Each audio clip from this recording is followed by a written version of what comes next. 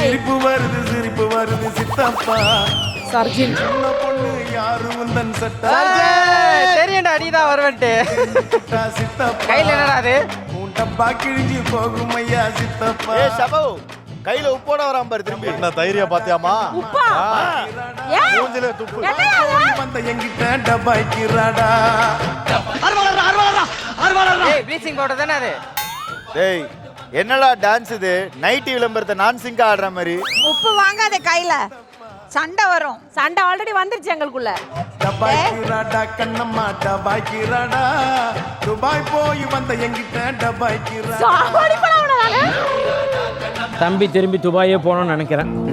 அவர் பண்ணுறதை பார்க்கறதுக்கு துபாயே போனோமா இல்லை இங்கேயே இருக்கலாமா?